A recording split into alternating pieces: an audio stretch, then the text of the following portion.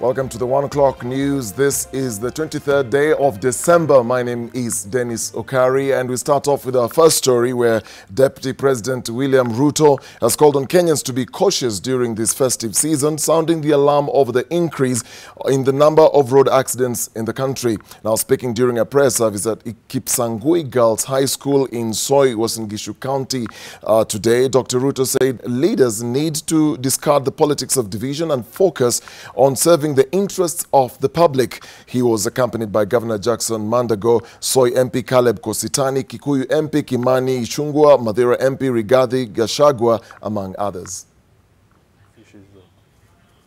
Let's move on now to another story, a Mombasa road accident. Quite unfortunate on this day, just right before the eve of Christmas. 2 children are seriously injured, and motorists along the Mombasa-Nairobi highway greatly inconvenienced this morning due to an accident that involved 5 vehicles. Now, the accident happened near Mbololo at around 9 a.m. and one of the vehicles, which was heading towards Mombasa, hit other cars. According to police, the cause of the accident was caused by careless driving, and several people, including 2 children, were severely injured and rushed to St. Joseph Shelter of Hope Hospital. The accident caused a traffic snarl-up with other motorists forced to use alternative routes.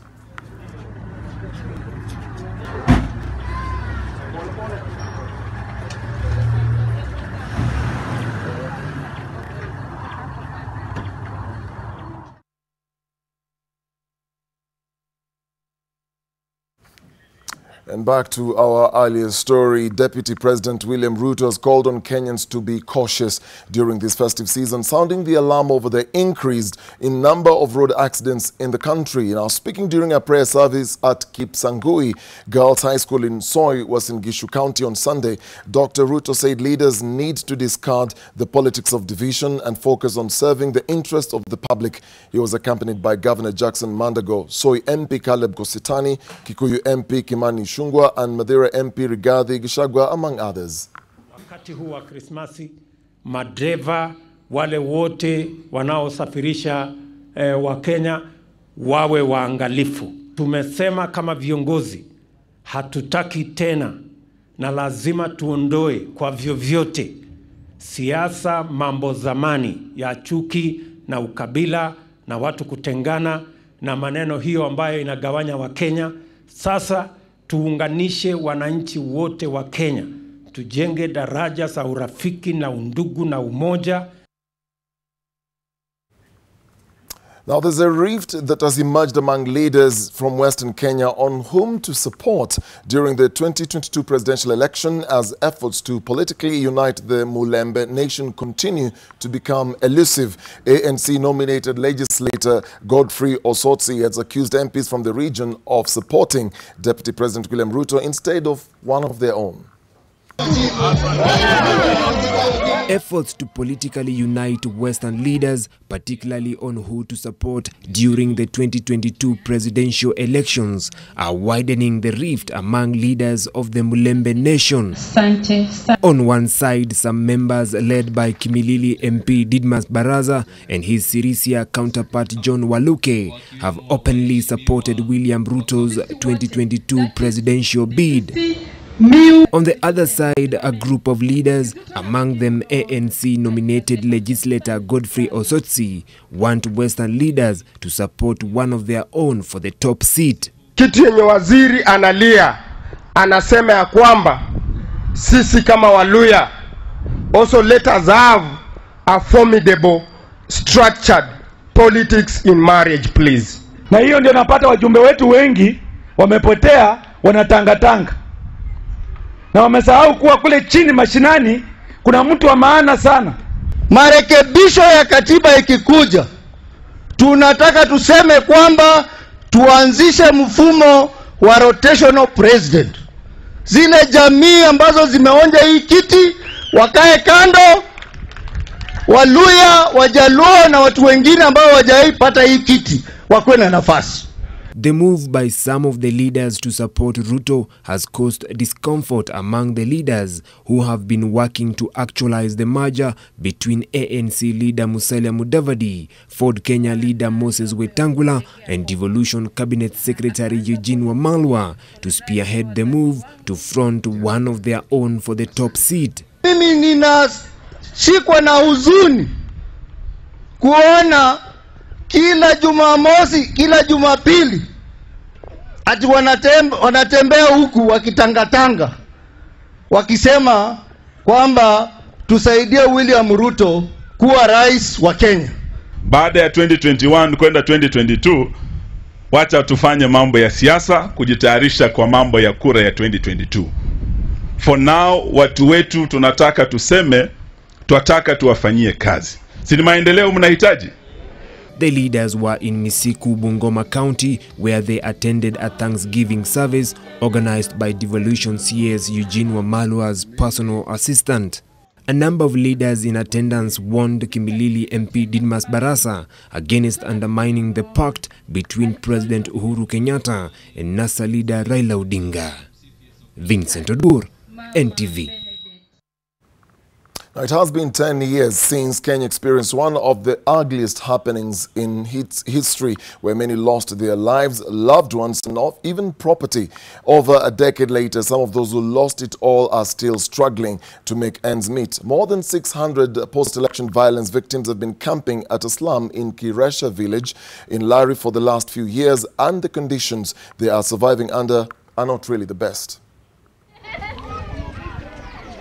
The sounds of children playing under the tin roofs and shacks in Kiresha village send out a warm feeling here, but on the ground, the babies jump over mud pools as they play along the dirty parts of the village that they have called home for as long as they have been alive, and where their parents settled after losing their homes 10 years ago. Tumetoka upande wa Rift Valley na tumekuja hapa juu ya vita ambayo ilikuwako ya kikabila hivi, na baada ya hayo tukakuja tukapumzika Kirasha. Tumekuwa na mashida ya kukomboa nyumba hapa na pale, lakini baada ya hayo chief alisikia mambo. Akatupatia mahali ya kupumzika, tukawa mahali ya kukaa.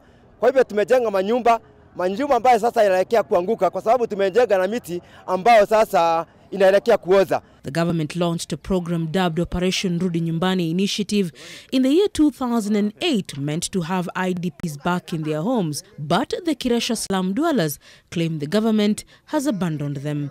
They moved far away from their original homes and settled in Embu County, where they say, though they have a roof over their heads, they can't get a comfortable sleep with an uncertain future. Hakuna security na tugetaka tuangaliliwe sana, kwa maana security ni kitu ya muhimu kwa kijiji na kwa watu wote. Kwa maana security ikiwa, hakuna mtu ambaye atakuwa na shida, lakini ukiwa hana security, hata ukuwe na kitu yako kidogo sitaibiwa. Tunaomba mtukubuke ili hiyo slums watu wakubukwe, ili Mungu apanulie mpaka ili waese kujimudu maisha. The residents say that among many other worries, the poor conditions of sanitation, overcrowding, deplorable infrastructure and food shortage are a cause for alarm among them. Ni ahadi inatuahidia. Sasa kama wakati huu sasa tuko na serikali ya county wamekuja na wametuambia ya kwamba tunaweza kutafutiwa mahali, tunaweza kukaa, lakini Mungu akiwasaidia tupate, tutafurahia. Received foodstuff and other material to at least bring a smile over the holidays. Even so, they say they cannot survive on donations year in, year out, and they need a permanent solution to their problem. Leila Mohammed, NTV. April 2nd, 2015 is a date that will be forever etched in many Kenyans' minds.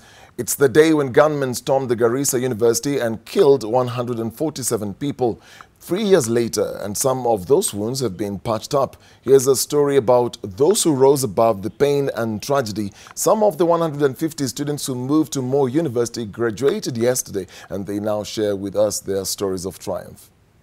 Remember the students who are already going through the programs. At the Moi University's graduation square, more than 6,000 students who excelled in different disciplines lined up to graduate after years of hard work.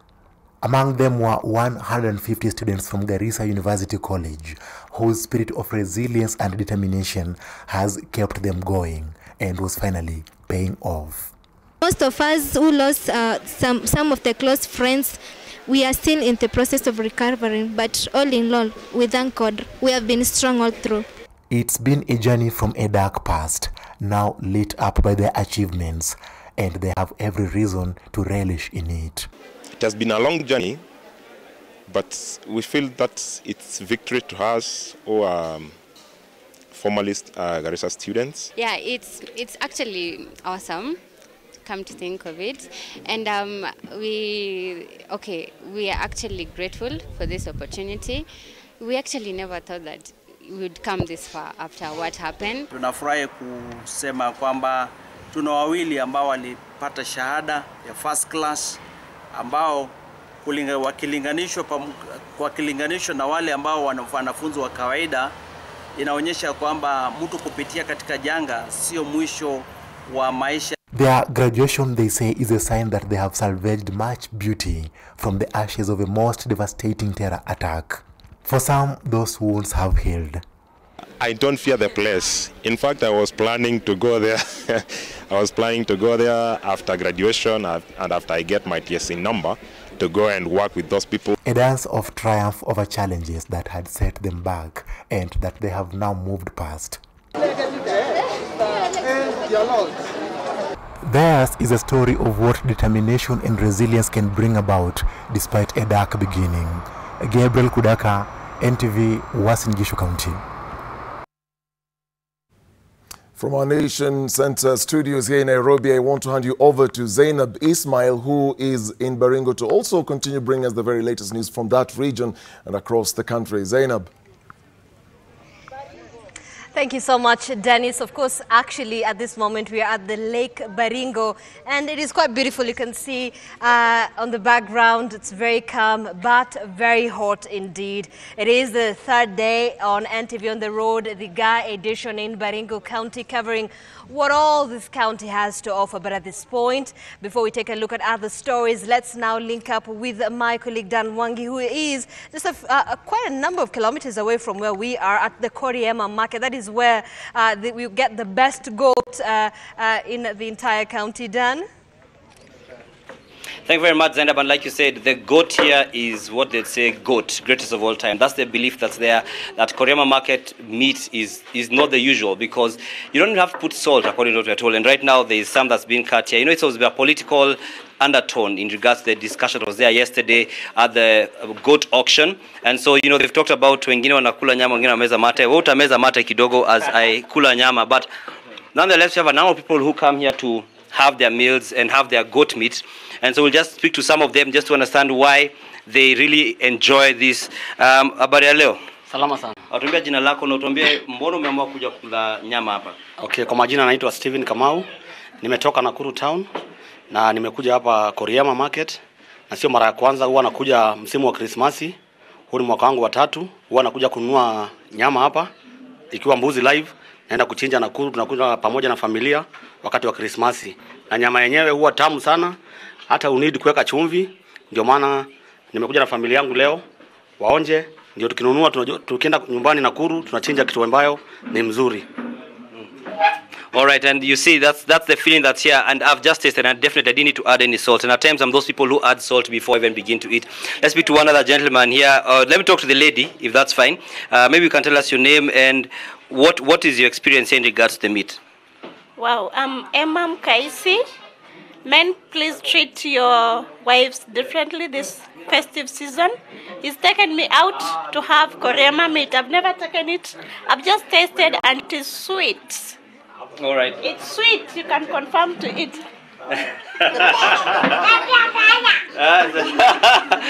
All right, the meat is sweet, as she said, and something interesting is that we've just come from the slaughterhouse, which is it's just a few hundred meters from here, where the goats are brought in the morning and they're slaughtered. People buy right there, they're slaughtered. There's a government official who's in charge of the inspection to ensure that it's safe for human consumption. And aside from that, it's slaughtered by a Muslim because it's a legal requirement, so that anyone who buys meat from anywhere here can have it because it's halal appropriate, we put it that way. And so I'll go back to my table where my colleagues are as we continue to enjoy the nyama, which is not the usual. Like Koriema, interestingly, it's called Koriema, and I've been told it means a meeting place. And so meeting meaning coming together. And so there's some pun intended here that it's a meeting place. Daniel Mule, ukona chumvi? Hakuna, sijaweka chumvi yote, nothing of that sort hata kidogo. Hata Alex ukimuuliza anakuambia maneno ni mzuri kabisa. All right. Very briefly, I want to just speak to this gentleman who runs this establishment. Just tell us, what is the demand like now coming to considering that the fact that it's Christmas season now? The demand is actually, well, we can do obviously to 500 goats a day in terms of people taking live goats to 1,000, and it can even more. Slaughtering, we can do at least a ton a day, half a ton to a ton a day currently. Okay, and my last question, because I know we need to go back to Lake Bogoria where they don't have meat. Rather Baringo, I beg your pardon, where they don't have meat. There, you actually have services of, delivering meat ordinarily, as much as, you may have said in this season it's a bit overwhelming on this side. How is that business going for you? Not bad. We've done it for quite some time. It's now 5 years we're starting Nairobi venture. We've been doing it on a weekly basis, and we've set up on 2 days that we do in terms of bulk. So we do twice. We do it on Wednesday and on Saturday. So Wednesday we've just done a package for people doing work in offices, so we can take them to offices in the evening and they can take it home. For Saturdays, that those bulk buyers, so that you can take them to their homes every other week. Okay. All year round. All right, thank you very much. I know we'll have a further conversation so we could have a more comprehensive story in the course of the day for the later on bulletins. But I just want to get down to my meat, my legendary meat, greatest of all time meat. And with my people here, and we even have Alex and our colleague with us on this trip. And so back to you, Zainab, as you carry on with your scenic bulletin. Sitakuwa tunakula nyama kwa sasa. All right, thank you so much, Dan. Well, you continue having the meat when we will be waiting for fresh fish right from Lake Baringo. But before that, a section of Embu residents have raised the alarm of a health hazard posed by the general dirty environment and unhygienic conditions in various neighborhoods such as the Majengo and Dallas slums. The residents claim that they do not receive cleaning services from the Ministry of Health and Environment. Embu Town Market at Marikiti, Kwamaembe and Shauriako areas are also in deplorable conditions, with traders complaining of being infected by diseases due to the health hazard. An official from the county government told journalists that the garbage collection was previously under the Department of Administration but was later moved to the Department of Environment.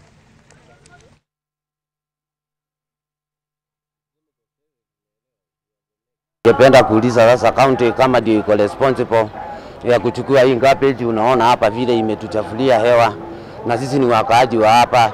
In fact hatusikii mzuri hata kidogo, mpaka ile hewa tunafuta ni hewa chafu. Kwa hivyo ningeulizia kama ni county iko responsible ituondolee hii kitu mara moja iwezekanavyo. Now, a tussle over management of water resources is brewing between the county government of Trans Nzoia and Trans Nzoia Water and Sanitation Company, which supplies water to Trans Nzoia and Bungoma counties.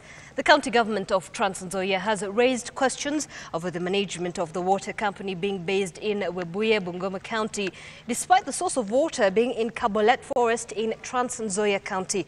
Governor Patrick Khaemba now says the county government will form its own water company and seek court interpretation on ownership of the Trans Nzoia and the Nzoia Water and Sanitation Company. Imezembea kazi kabisa. Tuko katika kampuni hiyo tukiwa Trans Nzoia na Bungoma. Sisi tumejiamua kutoka kwa hiyo kampuni, tunaanzisha kampuni yetu sisi wenyewe. Ndio huo uzembe wawache kule. Kama sisi ndio tunatoa 80% ya hiyo mali wanapata, na headquarters ya Nzowasco imewekwa kaunti nyingine, hiyo mnakubali kweli?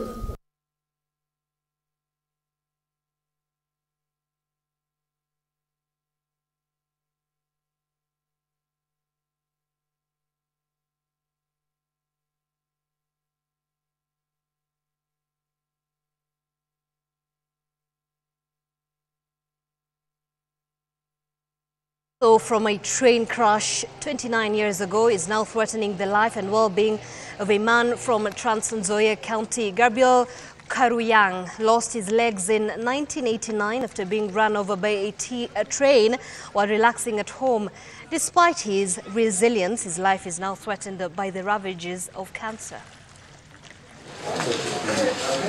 Ever since that fateful day in 1989, when a train ran over Gabriel Karuyang, he has been using prosthetic limbs for his day-to-day engagements. His brother Jackson Emuria, however, says that starting 2016, a sore formed on his right limb. This, he says, has been informed by Karuyang's growing body, which could not anymore be accommodated by the prosthetic. Sasa juzi hiyo mguu alikuwa anatembelea aliwekewa zamani sana, ambapo hiyo mguu sasa hizi vile amekuwa mtu mzima ikawa ndogo. Sasa hii plastic ikawa inamfinya hapo ndani. Sasa ikapata kidonda kidogo, ikaanzia hapo. Nilipofika mwezi wa 11 nikaona kidonda inazidi sana. Nikaambia daktari hii mguu imezidi. Akaniambia wacha tupeleke kwa theater, wakakata nyama kidogo. Tukatuma na Nairobi iende ikapimwa. Kupimwa ikapatikana results kurudi, ikapatikana hiyo mguu imeingiwa na kansa. Karuyang, who has been relying on making bangles and earrings for his upkeep, has been transferred to the Moi Teaching and Referral Hospital, but the family lacks funds to meet the medical bill. His neighbor, Margaret Juma, says Karuyang has exhausted his savings, which he had been helped to accrue by a missionary from the United States. Kabla hajakuja hapa walikuwa wameanzishia hiyo kazi ya kushona shanga, losari, bangles hizo. Na walikuwa akishona nyingi, sasa anachukua anapeleka commissions wanamuuzia. Na hiyo pesa sister alikuwa anamwekea, akimwekea. Sasa wakati walienda wakamwachia kwa akaunti yake. Na katika hali ya kuhitaji hiyo akaunti alitumia hiyo pesa ikaisha. Family and friends of Karuyang are now calling on well-wishers to support them in seeking the required medical attention. Julian's Amboko, NTV. Mombasa Governor Ali Hassan Joho says he's ready to fight his way to the highest office in the country in 2022. Elsewhere, Msambweni Member of Parliament Suleiman Dori has criticized his planned ouster from ODM party because of working with Deputy President William Ruto, saying that he is ready to defend himself. Our Coast reporter Kevin Mutai has those stories in the Coast Edition news wrap. Mombasa Governor Hassan Joho speaking at Mwakirunge after distributing food items as Christmas gifts. He said he will use his endorsement of the Unity Pact between President Uhuru Kenyatta and ODM leader Raila Odinga to pursue the country's top seat. The county boss also affirmed that he is ready to work with any leader who shares his views and policies of leadership. Mimi nimejiangalia, nikajipima, nikafikiria, nikajithamini, nikajiangalia kwenye kioo, nikaona mimi natosha kuwa rais wa nchi mwaka 2022. Elsewhere, Msambweni Member of Parliament Suleiman Dori has said he is ready to face ODM's National Executive Committee to defend himself after the party's disciplinary committee recommended his expulsion from the party for siding with Deputy President William Ruto. Dori maintains he will continue working with the Deputy President despite efforts by forces within the party championing for his expulsion from the party. Wao wasinione mimi ni mjinga. Mimi nitakwenda kwa kamati ya NEC na nitapigana nikiwa pale ya kwamba mimi niliweka nguvu yangu na mali yangu kuchangia kwenye ODM. Kwa hivyo ni maka nimalize kazi yangu nikiwa pale. Hakuna kitu itanisumbua. In Tana Delta Sub-County, religious and community leaders have urged the government to continue with the rescue operation of abducted Italian Silvia Romano. The leaders held a procession along the streets of Garissa town and later converged at the Garissa grounds for a prayer session in honor of Sylvia. They insist that the abductors are well known to the locals and that they are hiding in nearby villages trying to sneak Sylvia into Somalia and exchange her for money with Al-Shabaab. Retired Chief Abdallah Bahero also called on residents to brace for a spirited operation that will claim even the innocent until Sylvia is discovered and rescued. Others who supported the security operation included Abaloni Racha, Amina Athman, Joel Ruhu, Humphrey, Garise, Roba Shabaru, and Kachora Barbata. Traditional canoe racing, an event that happens annually during the festive season, brought together tens of participants at Mkupe Creek in Mombasa. Participants competed in the race that covered at least 1,000 meters to cross the Mkupe Channel and back. The event was also graced by the Kenya naval crew with their ships who entered the crowd with their water drill skills. The initiative has played a pivotal role in transforming the livelihoods of the community through creation of jobs and conservation of the marine ecosystem. Mombasa Hospital is set to construct 2 ultra-modern operating theatres in an effort to improve delivery of health services. The hospital's management says the state-of-the-art medical equipment will address major health complications and also limit the number of patients traveling to other counties seeking the services. The 3 Tesla MRI scanners have many more functions and high resolution to accurately pinpoint malfunctions in almost every part of the body. Kevin Mutai, NTV, Mombasa. All right, and across the border, at least 16 people have been killed and more than 20 wounded after a vehicle packed with explosives exploded near the presidential residence in Somalia's capital, Mogadishu. The Saturday ICAR bomb attack was claimed by Al-Shabaab.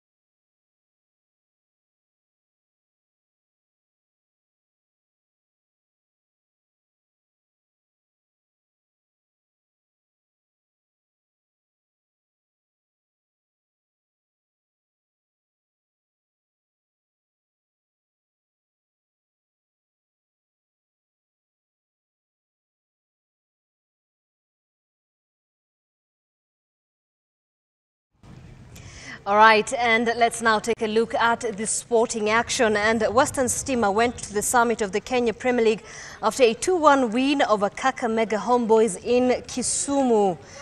Stima, who have now won their opening 3 matches, staged a comeback in the second half after they had fallen behind by a lone goal before the break. Now, Mathare United, who had previously been at the top of the table, shared the spoils with Ulinzi Stars after a 1-0 stalemate in a match staged at the Kasarani Stadium. The Slamboys have now moved down to second place on the table with 7 points.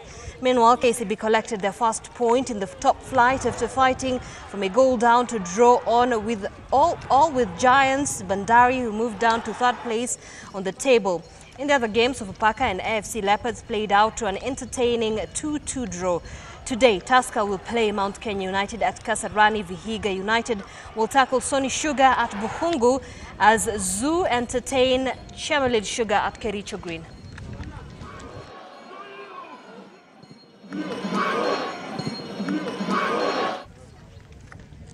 Now, Real Madrid won the FIFA World Cup for a third consecutive year and recording fourth in total after beating Abu Dhabi side all in 4-1 in the final at Zayed Sports City Stadium. Now, the best FIFA men's player 2018, Luka Modric, opened the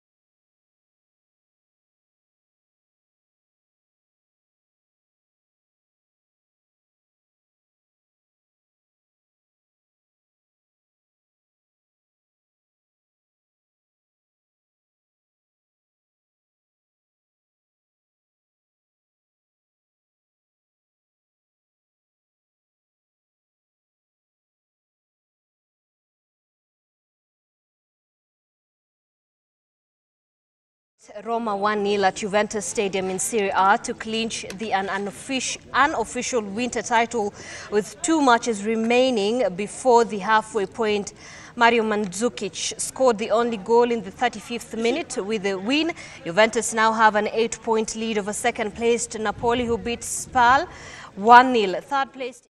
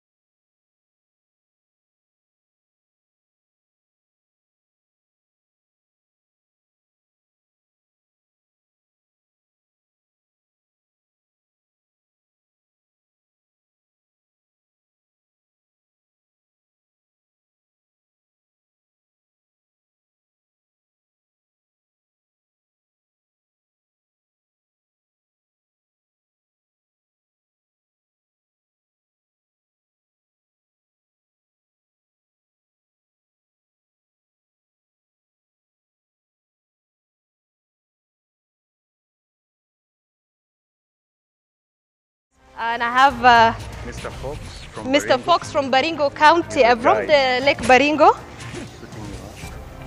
And he's helping me. He's helping me just fix my life jacket as we go for a boat ride. This beautiful scene on Lake Baringo. All right. All right, and you can see some of my things falling down. Ooh.